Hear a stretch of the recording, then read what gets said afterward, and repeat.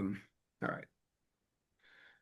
So we're just going to roll. So good morning, everybody. This is Barry Kleiman on the Playground Principles podcast. On the screen, you see Coach Fran Dunphy, and on my phone here, I have really one of the heroes of my life, my cousin Norm Ruttenberg, who, yeah, stop with the face. It's true. Who actually introduced me to Coach Dunphy, and I was excited that they both agreed to come on this thing. Unfortunately, we have some technical difficulties. So I have Norm on the phone and Coach, of course, here on the screen. And the first thing I asked Norm to do was say good morning to Coach Dunphy, which he did. And Coach, your response to that was something you need every morning? I could use it every morning because I think that highly of Dr. Ruttenberg and his way of living his life. He's a good man and a good friend, and if I could greet him every morning would be fantastic. Okay, so Norm, what Coach Dunphy said was he would love that every morning because he thinks very highly of you and you're a good man and a good friend, and he admires the way you've lived your life. You may get what you wish for, buddy. I may start torturing you every morning. So, so there you have it. I first thing I want to say really is one of the things I talk about. So I wrote this book called The Playground Principles, which I was happy to write and proud of writing only because it's something that mattered to me. And one of the things it's done for me, it's allowed me to have these sorts of conversations. And these conversations matter to me quite a bit. And at the end of the book, I reference a book called 4,000 Weeks, which is this kind of a sobering look at all of our lives. And so I want to say that first here because I appreciate the time that you guys both are taking this morning because there is time's a finite resource. Coach has a class he's teaching at I don't know, maybe in 45 minutes across campus. So I want to make sure that I optimize this and so forth. So thank you both for doing this. Norm, I'm going to say age goes before beauty. So, so we you just kind of get me through a little bit of a bio. I mean, I know about your life. You were my first introduction to a Philly playground, and I know you had an illustrious history in a playground. And I also imagine it connected you to Coach Dunphy in some way. So, would you just give me a 1 minute bio or a 2 minute bio of you and what you've done? Include your Vietnam experience, include whatever you like. Well, I was a kid growing up in Winfield, West Philly, and we all had our schoolyards to hang out in. And you got your games and your teams, and then you went to other schoolyards to test other people and their games and teams. So it was a real growing process for me, Baron. I was fortunate enough to play ball in junior high school and high school, and was a walk-on in college, and eventually started on a Division II ranked team. Again, very fortunate. But like your book said, it comes from work. It comes from testing yourself, pushing yourself. Uh, and then I went to Vietnam, and when I got back after medical school, I went to Vietnam, and when I got back, I got a call to come down to Avalon to play basketball. And that was one of the greatest turning points of my life because I got to meet Coach and all the guys from the Big Five who were really the creme de la creme. And again, I don't know who the hell I was, but I was banging shoulders with the best of them.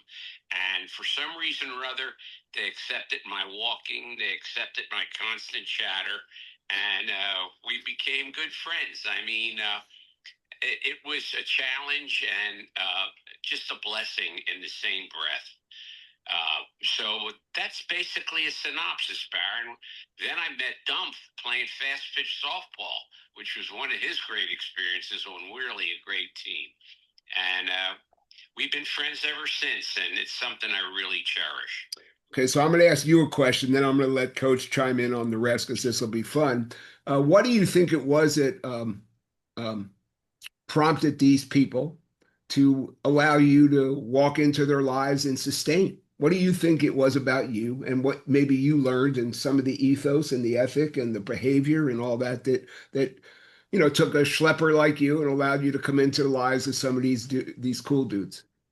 George down the dump. I'm not sure he knows Oh, what he that gets it. means. He's grinning like a canary here. He gets it.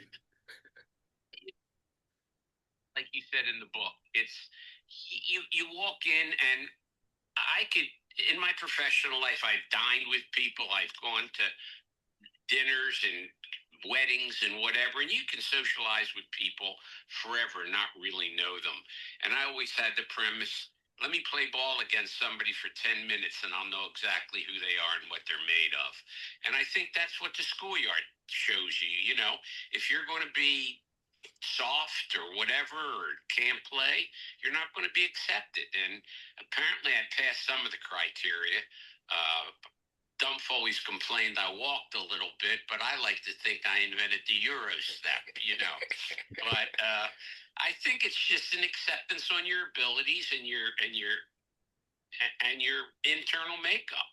Uh, just my opinion. I mean, Dump can expound on that because he coached a million kids and would know much better than me. I'm going to let him chime in right here. I just want to say that I have about a 12-inch scar down my back to prove, having played with you over down there in Margate across from my parents' house, that would well, we had a plastic surgeon stitch us up. Dunf, would you chime in, please, about what Doc said about himself, and then, of course, your overall experiences, please. Thanks, Norm. Yeah, I would certainly concur with all of the things that the doctor just talked about. I think for all of us, we have to have a degree of competitiveness, whether that is a physical or a mental competitive piece to it. And I think you pass that test right away. But the real test is the post game, and if you can take the butt busting, and if you can give it right back and not take it serious and not take each other serious, but know that you know what, I'm becoming friends with these guys, and there's nothing we wouldn't do for each other. That's the most important thing. And we come to the playground every night, you play your games, and you get that runner's high at the end of it, like 90 degrees out, and you're sweating like crazy, and you're sitting around afterwards and just busting on each other and criticizing a move or a poor defensive player, whatever it is. But there's a togetherness there and a bond that is can never ever be broken, and it's about as cool as it gets. And I think I have this discussion with my wife every now and then it's hard to explain to her how this bond is created, and it could be. Norm talked about his experience in Vietnam. I mean, just that bond that he created with so many of his people there is never, ever going to be broken. But it happens with us being on teams, whether it's on a softball team or a basketball team or even at a playground. There's a teammateship that is just, it's an awesome experience and one of those things that extends far beyond the playing field or the court or whatever it is. You're partners and you're partners in life, and you do anything for these guys, and that's kind of where we are. Ironically, I was with 25 of my former softball rough touch guys, basketball playing playground guys yesterday, and we just busted on each other and told stories. Some of them actually were true, and it was just great to be with these guys, and we just relived our youth a little bit. And I know Norm and I talk about this on occasion. I mean, if we could ever go back, knowing a little bit more than we knew then, what we know now then, and I would do it in a heartbeat and repeat everything. I have very few regrets and an amazing amount of memories that like Norm I would cherish. I will cherish till I leave this earth. So I mean, I could read and I'll put it in show notes because again, we have limited time, but I mean, I'll embarrass you a little bit. I mean, you're a coaching legend.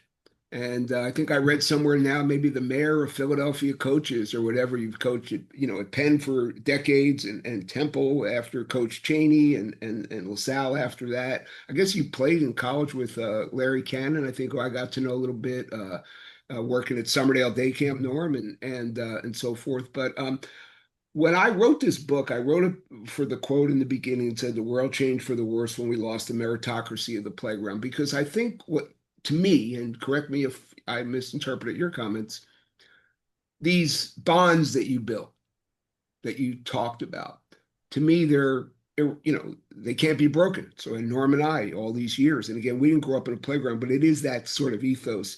Have you seen what I saw as you go on in your coaching through Penn, through Temple, through LaSalle? do you see a difference in how kids relate to one another now? And do you think how they do it will stand the same test of time that you just alluded to? Yeah, they have it, but not to the extent that we did, I think, because I drive around the city of Philadelphia and playgrounds that used to be filled when we were kids. There's nobody out there anymore. Right. There was a stretch when I was coaching at Temple, and I would drive around to different playgrounds, and I had a stash of nets in my trunk, and I'd see a netless rim somewhere in North Philly, and I'd throw it on the court, hoping that the next day I'd come by and a bunch of people would have put the net up because, as we all remember, if you played basketball outside with no net, it was horrible. Who knew that the ball went in the basket half the time? Horrible. But it just wasn't the same game. And but the reality is, kids don't play outside like we used to. That was all we had, but that was all we needed. I say it all the time about those days. Nobody had anything, but we had enough, and we had each other, and everybody took care of one another. It's not the same today. Our and I would give a lot of that credit to our parents' generation who lived through the Depression, and that we were going to be making our own way. Now we have a tendency to helicopter everything that our children and our loved ones at a younger age need. Where what is it that you need, and we'll try to provide for it. Sure. Could you imagine asking your father for new pair of sneakers every year, and he'd say, "What? I got you a new pair last year. What do you That's need a right. new pair this year?" That's right. Just the way life was in those days. But we had everything we needed, and we had each other, and that was the most important thing. Doc just chimed in. They were $6 back then, which is true. Also, my dad didn't want me to buy Converse because they were cheaper at Sears, and we used to collect a dime each kid. We got each kid to give a dime to buy a net. To your point, right? Because you couldn't play without it and so forth. Um, I just thought of this. I was talking to my wife last night about having this call, and of course she knows Norm, and she said, "How are you going to describe everything?" I said, "Well, Coach is an educator, and my cousin Norm is an agitator." But I'll leave it at that just for fun. But as an educator, how do you patch that hole? Right? I mean, again, you grew up. I think you and I are about the same age, age before beauty, as I said. Norm's older than both of us, but uh, as an educator, coming out of LaSalle, and then going into Penn, and now whatever it is, decades later, how do you patch that hole to get that message of continuity and respect and, as I call, fist bumping across? Because it's integral to winning, is it not? Yeah, I think so. No question. And the reality is, it's a chicken and the egg kind of thing. The teams that stay together forever are those that win. The Right. teams that do so well, they're not going to stay together like those teams that were successful. I always give a quote to our guys from Fred Shiro on the seventh game of the Stanley Cup, and went in the locker room, wrote on the blackboard, "Win today, and we walk together forever." And that's what you do in the winning piece to this. To answer another part of this, I had a kid last year who was in my class, and he missed a couple of classes, and so I called him up. I said, "Yo, what's the deal here? You okay? Your health okay, or what's the deal?" I said, I don't want you to be like me. I was a crappy student. You don't need to be a crappy student. It's one of the great regrets I have is that I wasn't good enough in the classroom. And so I said, and I'm a selfish guy. When I teach, I want to learn. I want to learn from you. And when you come to class, you engage and you raise your hand and you participate. And then I learn more. And so I need you in there. And our class isn't as good when you're not here. So he got it, and he never missed another class, and he wound up getting a A- or a B+ in the class. And I was grateful for that because I busted on him a little bit, and he got it, and he understood. And then last night I took my team to a basketball game, or my class to a basketball game at LaSalle here. And there was a kid that missed class last week. I said, you missed the class. What's the deal? And he said, well, I emailed you. Yeah, I said the class was at 6:15, and you emailed me at 6:15. It's not how this works. If you're not feeling good, you know it at 5 o'clock or 4:30. Give me an email and have more respect than you did in that situation. And he apologized, and I don't think he'll miss another class, nor will. But I think what I gave to him was the fact that I cared whether or not he was in that class, and told him that he's an important member of that team that we have in that classroom. And that's all it is. It's just another team that you can be on, and be the best teammate you can be. And when we do that, we have helped everybody in every walk of life. I agree. At the I'm not. This is not a book promotion, but there's a quote in my book that from a hostage negotiator, Chris Voss, and he said, "Your communication system is perfectly designed to give you the outcomes you're getting." The communication system that you just talked about, to me, was genius and brilliant, and you got your message across without, railing on the guy and, calling names and going ballistic. How did you develop this, really obviously effective style of communicating with kids who drop the ball, so to speak, and to get them to do what you need them to do? And have you had to alter that communication system over the years? Because it's quite Well, genius. yeah, I'm not sure about the genius piece to it, but here's what I would say to you. If this were 40 years ago, the three of us sitting here, would we be talking about this situation? Uh, so my point, I think, is we evolve as human beings. And so when you're young and you're given these positions of leadership, for example, whether you are a teacher or a doctor or a philosopher or a coach, whatever it is, you're insecure. I was insecure when I got my first head coaching job. I thought I had to do everything, and I didn't give any ownership. Or I thought it was a sign of weakness if I gave ownership, in my case, to assistant coaches. And I started to give ownership to assistant coaches, and they were making me better, and it made perfect sense. And then when I got better at my job, I gave the ownership to the players. They are the guys that are out on the court doing the work. So, for example, one of the last guards I coached was Jameer Brickus, who went to Coatesville High School outside of Philly, and he's just as smart a basketball player as I've ever been around. Mm. I've had really good ones, and he was right up there with the best of them. And if he would come off the court at 4 minutes to go in the game and the score was tied, I was asking him for his opinions on what play to run. I could care less what the play is. Do I want it run right? Yeah, I do. I want it run perfectly, to be honest with you. But let me give him the ownership of where does he want the screen set? What does he want that screener to do? Dive to the basket or pop for a three or set a screen away? Well, do whatever you want to do because he's earned that right and he's earned that trust. And but when you're young, you're insecure and you don't give that kind of ownership, and your team is probably not as good because of it. And when we're all together, that's a high performing team. And the other part to this, Barry, I would say, is when the leadership comes from within the group, you're a better team. And I think we see that all the time. The coach is giving instructions and making substitutions and all of those things. But when you are really a high performing team, it's coming from within the group who are doing the work out there, and they are all together. I got to just to clarify. So you mean to empower everybody to lead? Is that what you're saying? Yeah, pretty much. I mean, but there's going to be some guys on your team that aren't ready to accept the leadership piece yet. But when you find that guy who is ready to accept, then embrace him as a leader and let everybody on that court know that this guy has gotten to a special place because he's worked at it, he's paid his dues, and he deserves this opportunity. That's awesome. Norm, I'm going to put you on the spot for just a minute. So you've known Coach Dunphy for how long? Yes, 30 years. No, Yeah. Did you say 30, Norman? because Yeah, I'm thinking more like 50.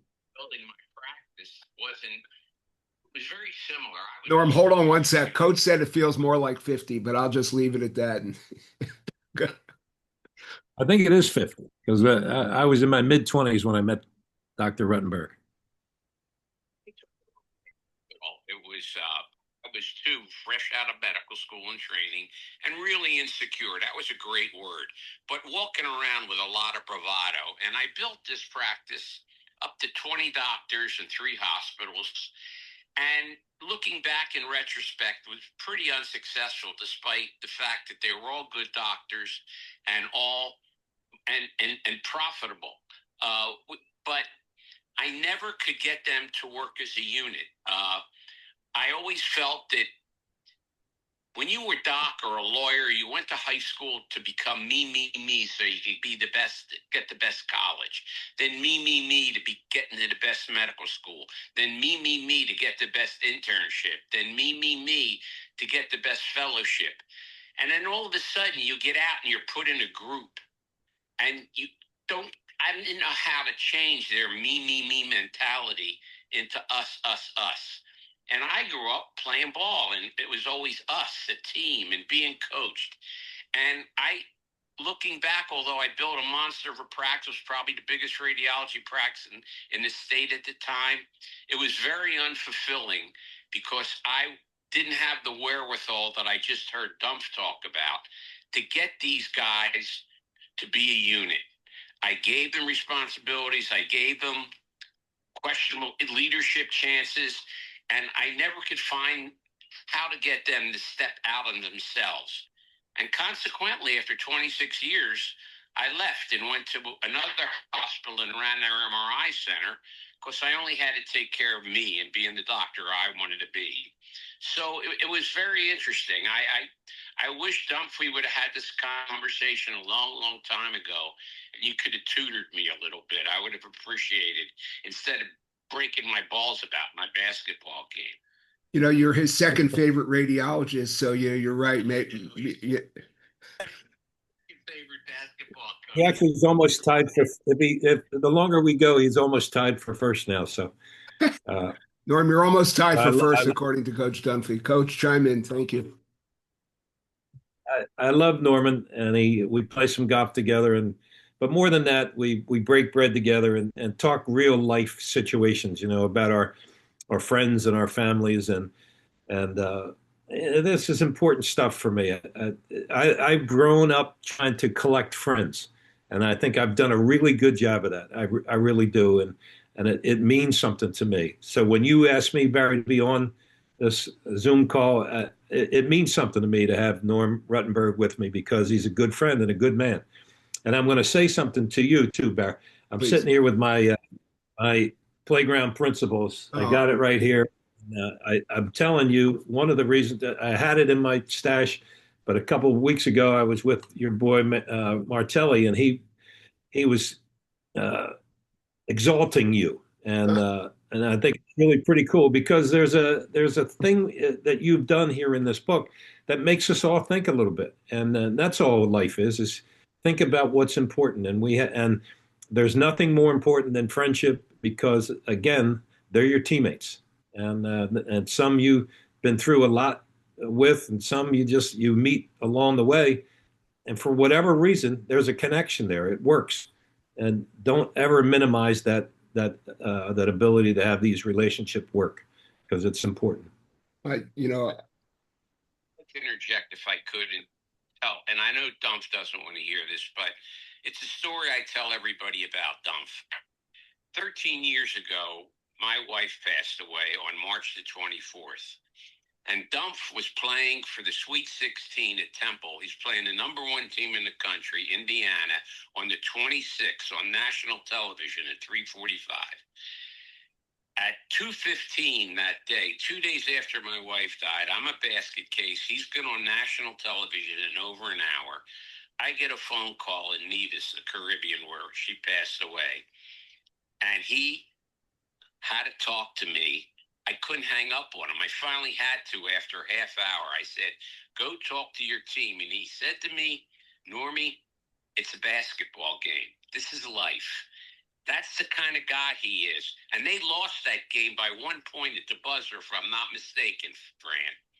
But an hour and a half before that game, he was concerned about me and my welfare and my wife. And I can't tell you what that means in reference to friendship, but it took my heart. And like he said, I would do anything for these guys. Hopefully they would do anything for me. And it's a bond that you can't find practicing medicine, practicing law, doing whatever. It's just special. And Dumph, I got to tell you, I love you, period. And I didn't mean to embarrass you, but that story resonates with me for the rest of my life. Well, you and I are together. That's the way it works, and we would do anything for each other, and that's what we built over the years. These relationships are unbelievable. One of the guys that was in this lunch that we had yesterday was Joe Cellini, who, as I said to the crowd yesterday, nobody's better than this guy because he, before you stepped up to the plate, and there was a runner on first, and he'd say, "Okay, you're going to hit this grounder right between first and second. We're going to have you on first and third in a second here, and you're going to do this." He just made you believe that whatever he said was going to come true. And he was the consummate leader, and he brought every one of us together yesterday, 25 guys, just because we could do it. And he was a spectacular guy, still is, but his leadership skills are off the charts. And I think that's what we find when we go to the playground and play. There's going to be guys that are going to say, okay, this is the first five. This is the second five. You guys will be getting winners, and and it all came together. And we didn't need a commissioner. We had a leader out there on each team. And by the way, and you reference it in the book too, Barrett, is you play with the older guys, and if you were going to shoot when the score was tied for the last basket, you better be making that stuff, that Yeah. big. By the way, if you're not going to make it, give me the ball and do what you suggested. Go play defense, Right. and that's how you learn. That's how you learn the game, and it's a part of life, and it's a beautiful thing, to be honest with you. Sure. Go ahead, Norm. It's true. It was true, Barry. I was playing at 64 and I was 10, 15, 30 years older than most. And I had basketball IQ back then, not much skill. And to show you how honest people are on the court, We finally agree on something. Go ahead. yeah, I was playing with Fred Hanlon, and I took the ball out and gave it to him. And as we go over half court, he says to me, Normie, go through. And then I knew my career was over because nobody ever told me to go through in my life before. But he was just being honest. We got to win the game. Stay away from the ball. This is how we communicate, right? This is the whole point of the playground. You kind of accept what it is, and the um, I talk about connection, right? This is connection, and I'm going to be mindful of the clock here because I know you have a class, Coach. Um, I think this sort of connection, but you just talked about Coach Dunphy calling you after Lenny passed, and just as a sidelight to that story. Um, Oh, uh, excuse me, let me interrupt you too. You understood it because 3 months after that phone call, you called me and said, Normie, you're a train wreck. You got to come to Israel with me and get back in the gym and coach the Maccabi games. And that was a life turner for me. So, again, just a caveat, but another sense of what the schoolyard does for people. and the point of connection. I mean, the truth is, Normie and I mean, Coach, you'll appreciate this because I mean, I've known Normie, since I was born, and we've certainly we've butted heads often. I could tell you stories about the golf course and fights I broke up and had with him, and it doesn't matter. At the time, we hadn't talked much, but when Lynn passed, I did make that call, and it was a great experience for both of us and a bonding experience for both of us. But it's this point of I talk about connection being currency, and I think anybody who decides to listen to this or watch it sees the currency, the respect. And I never knew Coach Martelli before him getting a copy of this book, and now you call him my boy. Whether or not that's true, he's a great guy, and I'm appreciative of his support. But this is the point I was hoping to make, and this examination of ourselves. I quoted Viktor Frankl in the beginning of the book. At any point, a man needs to decide, for better or worse, the monument is existence. And you guys are talking about this monument of our existence and this ability to connect. And I just think, I mean, I wrote it. I hope people do think about it because I think it's our only way out of where we are as a society is to, for guys like you to bring it to the forefront and talk about it more. And hopefully, Coach, you're communicating it to your players still. What class are you about to go teach, Coach Dunphy? Yeah, it's a business management class. I'm not teaching. I'm the guest speaker at the 11 o'clock class and then at the 2 o'clock class today. It's one of my friends who's a teacher in the business school, and it'll be about life though, Barrett. It's not business or anything That's else. my It's question. Tell about me life. what you're going to talk about. Forming relationships is really what it'll be, and I'll talk about people who inspire me, I'll talk about the fact that while we get inspired, we need to inspire others as well. And it can be something real simple, like walking across campus and picking up a couple of sheets of paper or candy wrappers, or we're putting them in the trash can, so that the next person, and if we had a recruit on campus and his parents were with him, they'd think that, oh, this LaSalle University is so clean, and this is an environment that I'd like my son to be in. So we're always recruiting Yep. in some way, shape, or form. We want people to think more highly of us, and so we'll talk a lot about that. I'll talk about I'll probably talk about the guy who gave me my first job, and I'll try to make this as quickly as I can. Uh, a guy named Paul Rubenkamp, who hired me at Penn, and I would have taken the job. I would have taken a 3-day contract. He gave me a 3-year contract, Mm. and just wanted the job. And the first year we went 12 and 14, and the second year we went 9 and 17. And I walked in to see him at the end of the year to recap the year.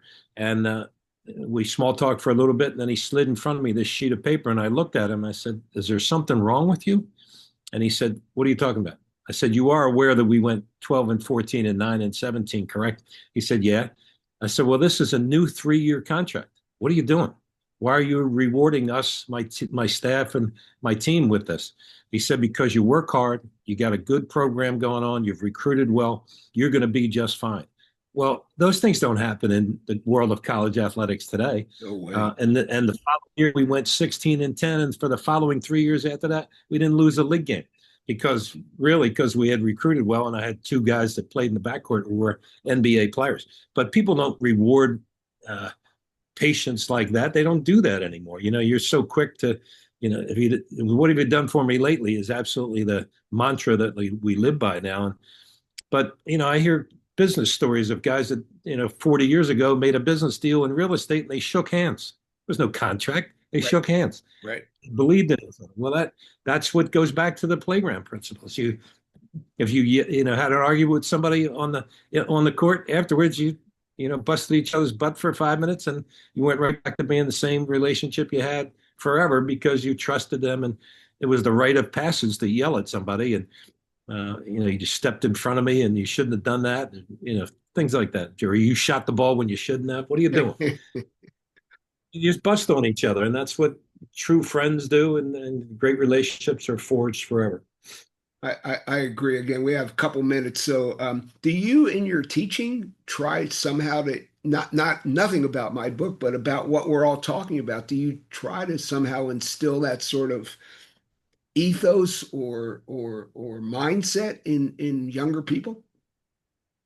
Yeah, I think that's every single day we do that. I think you got to take care of one another. I agree. Take care of the guy who is on your left or your right. By the way, when you're in the college classroom, pay attention to the to the woman on your left and the man on your right and the person in front of you and the person behind you, because in 10 years they may be starting a new company, and they may say, you know what, when I was in college, this guy or this woman, they just acted like they cared about me, and I'd like them to join me in this endeavor. And that person behind you could be Warren Buffett or Steve Jobs or whoever, and you're off and running to a great life and a great relationship, and you can help others and pay everything forward. Just don't be afraid to give something back, and and by the way, when you really feel good about somebody, tell them you love them. It's a Absolutely. great thing. When you're Absolutely. young and insecure, you don't do that. You're a knucklehead. You don't do those things. But Well, you encourage your kids to say thank you and please and I love you. yep, absolutely. So you talked about a norm. I'm going to ask you this question. I'll let you go, Coach. You mentioned being immature and then maturing. Was there a turning point? Was there like a button, a switch that clicked, or something that kind of got you, I got to do this better?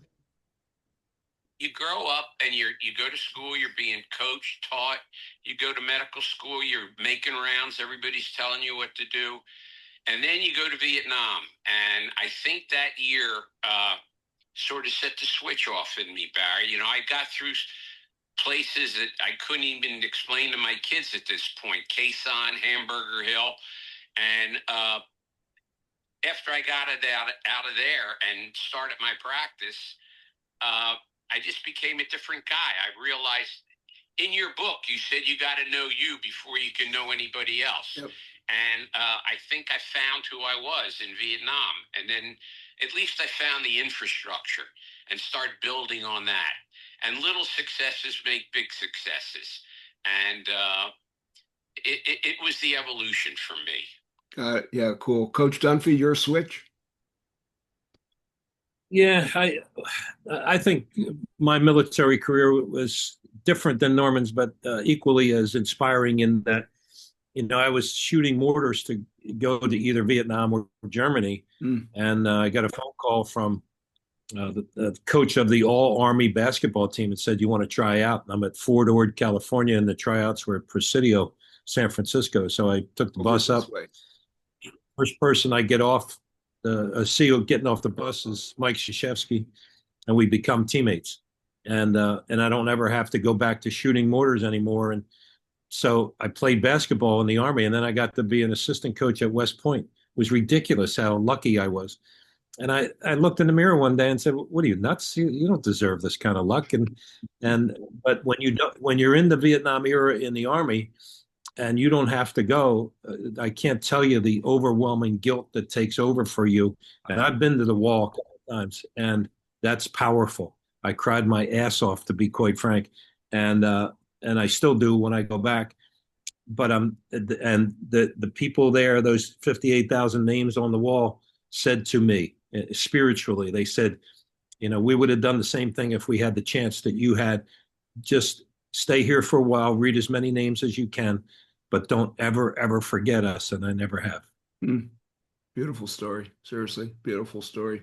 I have to thank you both. And again, I promise the 7:30 a hard stop for Coach Dunphy. Coach, I'm going to leave you with this funny story just because we talk about how we learn how to talk shit and then repair it from there. And that was the bond and all those sorts of things. Norm, you'll probably forget this, but it is a 100% true story.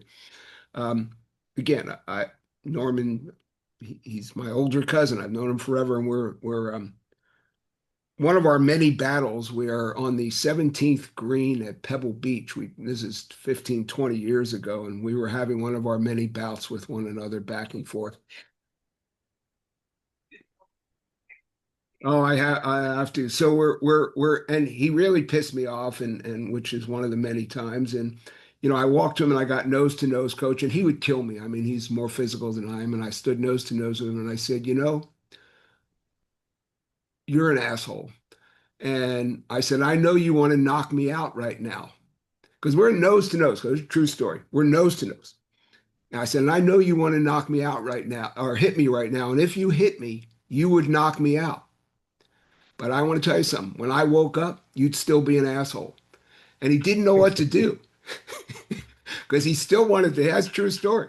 He didn't know what to do. And I knew he wanted to hit me, but he couldn't quite do it because that is what you learn, right? And you figure out how to get a message across and you do it in the best way you know how. So neither of you guys are. I appreciate you both greatly. I really do. Coach, thank you. Go enjoy your class and appreciate you sharing some of your valuable time with me, seriously. And Normie, of course, you too. And yeah, any closing comments? But if not, don't worry about it. I just thank you both. I will give you one last thought here. Hold on, Norm. One second. Go ahead, Don. Hold on, Norm. Go ahead, Don. One last thought is that, and I think we all do this, at the end of the day, whenever that is, whenever we start to go to bed and we recollect everything that happened during the day, and there's some days where you say, man, I really did a good job today. I coached my team well and had a good class and all of those things. And those are great days, but there's other days where you say, you know what, I did a crappy job today. I didn't talk to that kid the right way, or I had a bad relationship with one of my friends or whatever. And when you recollect and you sit back and say, you know what, tomorrow I got to fix it.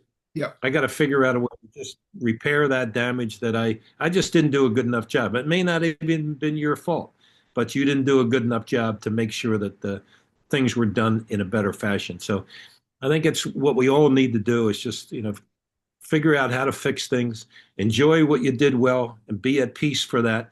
But know that the next time something difficult happens, you got to fix it. You got to fix it right away, or else, you sit back and it's just being angry, being whatever, just doesn't work for me. And so I love that part of life. And again, I got Norm Ruttenberg tell me he loves me. Well, I love him right back. And when we're this age, we can do that. When we were younger, we had no chance of doing that because men are insecure in so many ways. Yep. And I certainly led the pack being insecure. And now I hope I can say it to my friends and family of how much they mean to me. And so the guy you're on the other line here is a great friend and a great man, and I'm appreciative of his friendship. There you go, Norm. I mean, so you got to top that, Norm, as you close out. Go ahead. Top it because he's one of the best people I've ever met on the planet, and I tell people that all the You time. have told me that. How do you describe Fran Dunphy? And I go, he's the most appropriate individual I've ever seen in my life. He's always at the right place at the right time, says the right things all the time, even when they're nasty. And I deserved a lot of it. I got it in spades. But Dump, you're the best. And I figured it out. It has been 15 years since Wheatcroft's passed, and I cherish Oh, every minute of it, buddy. You're the 5-0, He 5-0. says 5-0, Norm. So you better get your calculator back out and figure it out. He said 5-0. So there you go. And I'm not here. Oh yeah, 50. Okay. Now that we're all clear. Yeah. Now that we're clear on All right, our well, math. Coach, thank thank you. you for having me. And I'm going to try to get an NIL deal of promoting uh, playground principles. Oh, you're very kind. I appreciate the support. I really do. It was something that I had to do, and I'm glad it resonates because I think it does not just my book, the whole point of what we're all talking about. So thank you both very much, Coach. Go teach your class. Normie, we'll talk soon, I'm sure. And you all stay well, gentlemen. Stay All well. right, thanks, Barry. See you back. Okay. Love you both. Thank you.